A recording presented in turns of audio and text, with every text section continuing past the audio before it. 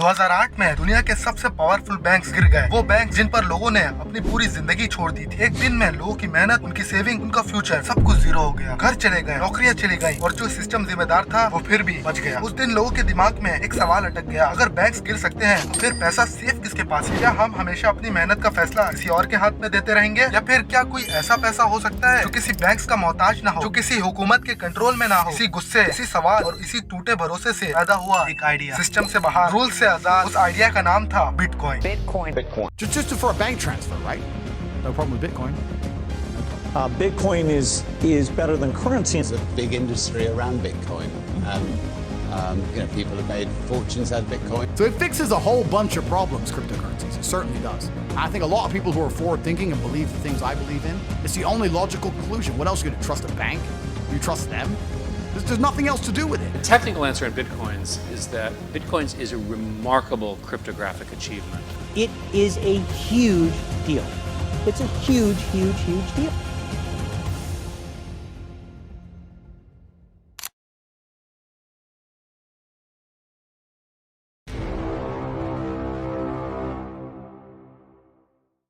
सितंबर 2008 Lehman Brothers, America का 4th largest investment bank, एक रात में कोलैप्स हो गया। ये कोई छोटा बैंक नहीं था, ये 158 साल पुराना इंस्टीट्यूशन था। सिर्फ 10 दिन बाद वॉशिंगटन म्यूचुअल गिर गया। $307 बिलियन के ये यूएस हिस्ट्री का सबसे बड़ा बैंक फेलियर था। सिर्फ 2008 में 25 बैंक बंद हुए, 2009 में 140 बैंक, 2010 में 157 बैंक। बेयर स्टैंड जो पहले 5th लार्जेस्ट था, उसे जीपी मॉर्गन ने खरीद लिया पेनिस में। लेकिन असली दर्द यहाँ नहीं था भाई। असली दर्द तब हुआ जब समझ आया कि ये सब बैंक्स के रिस्की डिसीजन और लालच की वजह से हुआ। बैंक्स ने लोगों को ऐसे लोन्स दिए जो कर्ज लेने वाले कभी वापस न कर पाए। फिर उन रिस्की लोन्स को बंडल करके इन्वेस्टर को बेच दिया गया जैसे सब कुछ ठीक हो। इस क्राइसिस ने 4.2 ट्रिलियन की हाउस होल्ड वेल्थ मिटा दी। और आप सुनना सबसे पेनफुल पार्ट, जब सिस्टम गिरा गवर्नमेंट ने क्या किया? $700 बिलियन का बेल आउट, टैक्स पेयर के पैसों से उन्हीं बैंक्स को बचाने के लिए जिन्होंने ये तमाशा किया। मतलब अगर तुम इतने बड़े हो तो तुम्हें गलती की सजा नहीं मिलेगी। और सजा किसने भुगती? सिर्फ एक अमेरिकन बैंकर जेल गया 30 महीने के लिए। बाकी सब एग्जिट पैकेज लेकर चले गए। दुनिया गुस्से में थी, टूटे हुए भरोसे में थी। और तभी कहीं से एक ईमेल आया 31 अक्टूबर 2008। एक क्रिप्टोग्राफी मेलिंग लिस्ट पे किसी ने 9 पेज का डॉक्यूमेंट शेयर किया। Bitcoin, a peer to peer electronic cash system. भेजने वाले का नाम सतोशी नाकामोटो।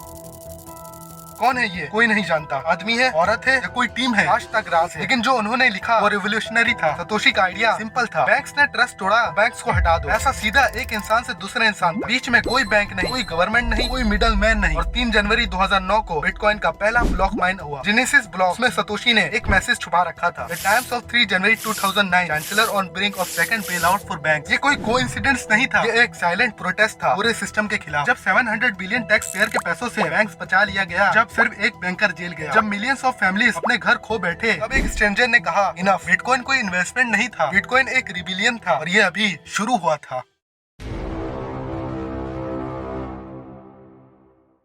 कभी सोचा है जब तुम अपने फोन से किसी को 500 रुपीज भेजते हो तो एक्चुअली होता क्या है? बैंक तुम्हारे अकाउंट से पैसे काट देता है और सिर्फ एक नंबर को दूसरी जगह शिफ्ट कर देता है। फिर एक मैसेज बैंकिंग नेटवर्क के थ्रू दूसरे बैंक तक जाता है, वहाँ ट्रांजैक्शन वेरीफाई होता है और जब जाके पैसा तुम्हारे दोस्त के अकाउंट में ऐड होता है। इस पूरे प्रोसेस में कई मिडल मैन होते हैं, कभी फीस लगती है, कभी ट्रांजेक्शन को प्रोसेस होने में वक्त लगता है। अब जरा सोचो, अगर मैं तुम्हें कहूँ एक ऐसा सिस्टम भी है जहाँ तुम बिना किसी बैंक, बिना किसी गवर्नमेंट, बिना किसी थर्ड पार्टी के अपना पैसा सीधा किसी को भी दुनिया के किसी भी कोने में भेज सकते हो और कुछ ही मिनट्स में वो ट्रांजैक्शन कंफर्म भी हो जाता है। सुनने में थोड़ा इम्पॉसिबल लगता है ना, लेकिन यही है बिटकॉइन। समझने के लिए एक सिंपल एग्जांपल लेते हैं। इमेजिन करो तुम और तुम्हारे 4 दोस्त एक ग्रुप में हो और तुम लोग आपस में अक्सर पैसा उधार लेते देते रहते हो, लेकिन धीरे धीरे एक प्रॉब्लम शुरू हो जाती है। कौन किसको कितना पैसा देना है, किसने वापस कर दिया और कौन भूल गया। और कभी कभी तो ये डाउट होता है शायद कोई झूठ बोल रहा है। तो फिर तुम लोग एक सिंपल सोल्यूशन निकालते हो। तुम डिसाइड करते हो कि एक नोटबुक रखेंगे जिसमें हर ट्रांजेक्शन लिखा जाएगा। जैसे अली ने अनवर को 100 रुपए दिए, अनवर ने अहमद को 50 रुपए दिए। अब जब भी कोई पैसा देता है या लेता है, वो ट्रांजैक्शन उस नोटबुक में लिख दिया जाता है। लेकिन एक प्रॉब्लम है, ये नोटबुक सिर्फ एक ही इंसान के पास है और अगर वो चाहे तो वो एंट्रीज को बदल भी सकता है, डिलीट भी कर सकता है या नई एंट्रीज ऐड भी कर सकता है। और बाकी लोगों को शायद के बारे में कभी पता भी ना चले। यही प्रॉब्लम बैंक के साथ है। तुम्हारा पैसा एक्चुअली तुम्हारे पास नहीं है, सिर्फ बैंक की नोटबुक में एक एंट्री है। वो चाहे तो फ्रीज कर सकता है और उन पर लिमिट भी लगा सकता है। अब सतोशी ने क्या किया? उन्होंने एक सिंपल लेकिन पावरफुल आइडिया दिया। नोटबुक सिर्फ एक इंसान के पास क्यों हो, सबके पास होनी चाहिए। मतलब हर ट्रांजैक्शन एक जगह नहीं बल्कि दुनिया भर के हजारों कंप्यूटर्स पर एक साथ रिकॉर्ड होगी। अगर अली अनवर को बिटकॉइन भेजता है तो वो ट्रांजैक्शन सिर्फ एक सिस्टम में नहीं बल्कि दुनिया भर के हजारों कंप्यूटर्स पर एक साथ रिकॉर्ड हो जाता है। इसी को कहते हैं ब्लॉकचेन, एक पब्लिक नोटबुक जो सबके पास है और कोई भी देख सकता है। अब सोचो अगर कोई चीटिंग करना चाहे तो उसे सिर्फ एक नोटबुक नहीं बल्कि हजारों नोटबुक एक साथ बदलनी पड़ेगी और प्रैक्टिकली ये लगभग इम्पॉसिबल है। लेकिन यहाँ एक और प्रॉब्लम आती है, अगर ये नोटबुक पब्लिक है तो क्या कोई भी इसमें कुछ भी लिख सकता है? मान लो मैं लिख दूं अनवर ने मुझे 1000 रुपए दिए जबकि अनवर ने मुझे कभी पैसे दिए ही नहीं, तो फिर सिस्टम को कैसे पता चलेगा कि कौन सा ट्रांजैक्शन असली है और कौन सा फेक? यहाँ पर काम आता है डिजिटल सिग्नेचर। हर बिटकॉइन यूजर के पास दो चीजें होती हैं। पहला पब्लिक की, ये तुम्हारा एड्रेस है, सबको पता है जैसे तुम्हारा ईमेल, और दूसरा प्राइवेट की, ये तुम्हारी सीक्रेट्स पासवर्ड सिर्फ तुम्हें पता है जैसे तुम्हारा ईमेल पासवर्ड। जब तुम ट्रांजैक्शन करते हो तो तुम्हारे प्राइवेट की एक यूनिक मैथमेटिकल सिग्नेचर क्रिएट करता है। ये सिग्नेचर प्रूफ करता है हाँ ये ट्रांजैक्शन मैंने ही की है। बिना प्राइवेट की के कोई तुम्हारे नाम से ट्रांजैक्शन नहीं कर सकता। अब सबसे इंटरेस्टिंग पार्ट, ट्रांजैक्शन हो रही है, सिग्नेचर वेरीफाई हो रहे हैं, लेकिन फाइनल स्टैम्प कौन लगाता है? यहाँ आते हैं माइनर्स। माइनर्स पावरफुल कंप्यूटर्स चलाते हैं जो एक बहुत मुश्किल मैथ पजल सॉल्व करते हैं। इमेजिन करो तुम्हें 1 बिलियन कॉम्बिनेशन में से एक स्पेसिफिक नंबर ढूंढना है। पहला माइनर जो सॉल्व करे वो सारी रिसेंट ट्रांजैक्शन को एक ब्लॉक में पैक करके ब्लॉकचेन में ऐड कर देता है और रिवॉर्ड में नए बिटकॉइन। यही है माइनिंग। जैसे गोल्ड माइन करते हैं वैसे ये लोग कंप्यूटेशनल पावर लगा के नए बिटकॉइन माइन करते हैं। हर ब्लॉक पहले ब्लॉक से कनेक्टेड है, इसलिए नाम है block plus chain is equal to block chain. अगर कोई एक पुरानी ट्रांजैक्शन बदलना चाहे तो उसे वो ब्लॉक और उसके बाद के सारे ब्लॉक दोबारा सॉल्व करने पड़ेंगे और इसके लिए चाहिए होती है बहुत ज्यादा कंप्यूटिंग पावर और मिलियंस ऑफ डॉलर की इलेक्ट्रिसिटी। इसलिए दुनिया में ये काम प्रैक्टिकली इम्पॉसिबल हो जाता है। आज दुनिया में 10,000 प्लस कंप्यूटर बिटकॉइन नेटवर्क को चलाते हैं। हर 10 मिनट में एक नया ब्लॉक बनता है। हर ट्रांजैक्शन पब्लिकली विजिबल है लेकिन तुम्हारी आइडेंटिटी हाइडन रहती है। और सबसे बड़ा फैक्ट, 15 साल में बिटकॉइन कभी हैक नहीं हुआ क्योंकि सिस्टम ही ऐसा है। मैथमेटिकली ऑलमोस्ट इम्पॉसिबल है इसे तोड़ना और यही है बिटकॉइन का असली पावर और beauty.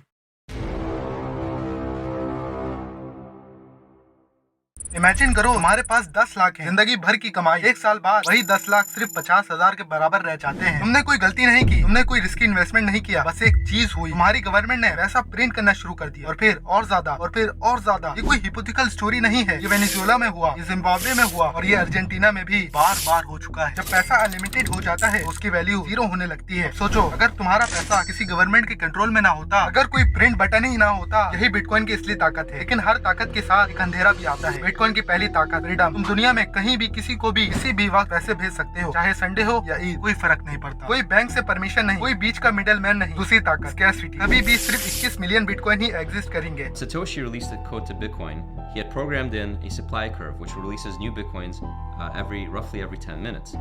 That supply curve plays out until the year 2140, at which point there will be 21 million Bitcoins. ये सिस्टम के कोड में लिखा हुआ। कोई प्रेसिडेंट, कोई सेंट्रल बैंक, कोई बिलियनियर इसे ऐसे ही बदल नहीं सकता। बिल्कुल गोल्ड की तरह लिमिटेड सप्लाई, लेकिन गोल्ड से भी एक स्टेप आगे क्योंकि बिटकॉइन डिजिटल वेरीफाई किया जा सकता है। तीसरी ताकत डिसेंट्रलाइजेशन। बिटकॉइन किसी एक कंपनी या गवर्नमेंट के कंट्रोल में नहीं है, ये दुनिया भर के हजारों कंप्यूटर्स पर चलने वाला नेटवर्क है। अगर एक कंट्री इसे बैन कर दे, नेटवर्क दूसरी जगह फिर भी चलता रहता है। इसलिए इस सिस्टम में कोई सिंगल पॉइंट ऑफ फेलियर नहीं होता। और सबसे पावरफुल बात, सेंसरशिप रेजिस्टेंस। बिटकॉइन में कोई तुम्हारा अकाउंट फ्रीज नहीं कर सकता, कोई तुम्हारे पैसे होल्ड नहीं कर सकता। तुम्हारे फंड्स पर कंट्रोल सिर्फ तुम्हारा होता है। लेकिन भाई यही फ्रीडम एक प्रॉब्लम भी बन सकती है। जब कोई गवर्नमेंट इसे कंट्रोल नहीं करती, गलत लोगों को रोकना भी मुश्किल हो जाता है। ब्लैकमेल, वायरस अटैक, जहां हैकर्स कंपनीज का डेटा लॉक करके बिटकॉइन में पेमेंट मांगते हैं। ड्रग ट्रैफिकर्स जो बॉर्डर्स के पार पैसे भेजना चाहते हैं वो भी क्रिप्टो का यूज करते हैं। Money laundering, terrorist financing, fraud. और सिर्फ 2023 में फेडरल ब्यूरो ऑफ इन्वेस्टिगेशन के मुताबिक क्रिप्टो स्कैम से लगभग $5.6 बिलियन का लॉस हुआ। दूसरा अंधेरा, वोलेटिलिटी। बिटकॉइन की प्राइस कभी भी 20% ऊपर या नीचे जा सकती है। एक ही दिन में फरवरी 2024 में बिटकॉइन 1,09,000 था, कुछ ही टाइम बाद 44,000। अगर तुम्हारे पास 100 बिटकॉइन होते तो एक साल में तुम्हारा 6.4 मिलियन का लॉस हो सकता था। तीसरा रिस्क, नो प्रोटेक्शन। बैंक में पैसे हो और बैंक गिर जाए तो गवर्नमेंट गारंटी देती है, लेकिन बिटकॉइन में कोई बैकअप नहीं, कोई इंश्योरेंस नहीं। प्राइवेट की खो जाए तुम्हारे पैसे कभी वापस नहीं आएंगे। तो सवाल ये है, बिटकॉइन पावरफुल है या डेंजरस? सच ये है, दोनों वही फीचर जो तुम्हें फ्रीडम भी देता है, वही क्रिमिनल्स को भी फायदा देता है। वही स्कैरसिटी जो इन्फ्लेशन से बचाती है, वही स्पेकुलेशन को भी बढ़ाती है। वही डिसेंट्रलाइजेशन जो गवर्नमेंट से आजादी देती है, वही प्रोटेक्शन भी छीन लेती है। बिटकॉइन एक टूल है, चाकू की तरह। तुम इससे सब्जी भी काट सकते हो और किसी को हर्ट भी कर सकते हो। ये सब पावर यूजर पे डिपेंड करता है। बिटकॉइन ने दुनिया को एक सवाल दिया है, क्या तुम अपनी फाइनेंशियल फ्रीडम के लिए खुद जिम्मेदार हो सकते हो? अगर जवाब हाँ है तो बिटकॉइन तुम्हारे लिए, अगर जवाब नहीं है तो शायद अभी नहीं। चॉइस तुम्हारी है, पावर भी तुम्हारी।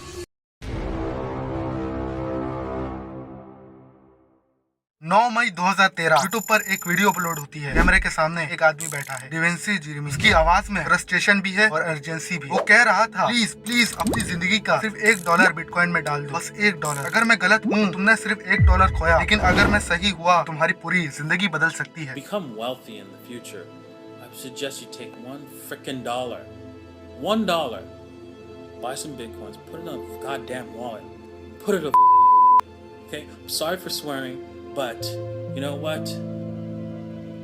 It's just $1. उस वक्त बिटकॉइन की प्राइस लगभग $1 के आसपास थी। लोगों ने उसे पागल कहा, कमेंट्स में मजाक उड़ाया गया, स्कैम है, ये आदमी पागल है। लेकिन आज किसी ने उस दिन 100 बिटकॉइन खरीदा होता तो आज उसकी वैल्यू लाखों रुपए तक पहुंच सकती थी। और डिवेंसी जिरमी वो आज मिलियनेयर है। जो लोग उस पर हंसते थे, उनकी जिंदगी में कुछ नहीं बदला। भाई सच बताऊं, कभी सोचा है काश मैंने 2015 में बिटकॉइन ले लिया होता, काश मैंने 2020 में थोड़ा इन्वेस्ट कर दिया होता। ये काश का दर्द ये सबको होता है। लेकिन मैं तुमसे एक सवाल पूछता हूँ, क्या गारंटी है कि 10 साल बाद तुम फिर वही काश मैंने 2026 में कुछ किया होता नहीं बोलोगे? डिवेंसी ने 2013 में वार्निंग दी, लोग हंसे। 2026 है, क्या तुम भी वही गलतियां रिपीट करोगे? अब देखते हैं एक्सपर्ट्स क्या बोल रहे हैं। कैथी वुड, आर्क इन्वेस्टमेंट की सीईओ कहती हैं, बिटकॉइन 2030 तक 1.5 मिलियन टच कर सकता है। और ज्यूरियन टीमा रेडिलिटी की ग्लोबल माइक्रो डायरेक्टर कहते हैं, मैट कार्ल्स लॉ के हिसाब से बिटकॉइन $1 मिलियन तक पहुंच सकता है बाय 2030। और सबसे इम्पोर्टेंट बात, 2028 में नेक्स्ट बिटकॉइन हेल्विंग आने वाली है। माइनिंग रिवॉर्ड आधा हो जाएगा। हिस्टोरिकली हर हेल्विंग के बाद बिटकॉइन ने मैसिव बुल रन देखा है। 2024 के हेल्विंग के बाद बिटकॉइन $1,25,000 क्रॉस कर गया था। 2028 के बाद कहीं भी जा सकता है। बिटविस के 2026 प्रेडिक्शन कहते हैं, बिटकॉइन नए ऑल टाइम हाई सेट करेगा और पहली बार न्वीडिया से भी कम वोलेटाइल होगा। लेकिन भाई ये चैप्टर सिर्फ बिटकॉइन के बारे में नहीं है, तुम्हारे बारे में है। मैं तुम्हें प्रेडिक्ट नहीं कर सकता कि बिटकॉइन $1 मिलियन जाएगा या नहीं, कोई नहीं कर सकता। लेकिन एक चीज मैं जरूर कह सकता हूँ, हर वर्ल्ड टेक्नोलॉजी को पहले पागलपन समझा गया। इंटरनेट को लोगों ने बोला ये सिर्फ शौकीन लोगों के लिए है। स्मार्टफोन को लोगों ने बोला कौन इतना महंगा फोन खरीदेगा। इलेक्ट्रिक कार्स को लोगों ने बोला कभी मेन स्ट्रीम नहीं होगी। और बिटकॉइन को ये तो स्कैम है। अब सोचो 2036 में लोग क्या बोलेंगे। मैं तुम्हें यहाँ फाइनेंशियल एडवाइस नहीं दे रहा, क्योंकि ये तुम्हारा पैसा है, तुम्हारा डिसीजन है, लेकिन ये हकीकत है। डिवेंसी जिरमी ने 2013 में कहा था सिर्फ $1, बस $1। लोगों ने नहीं सुना। सवाल ये है, तुम सुनोगे?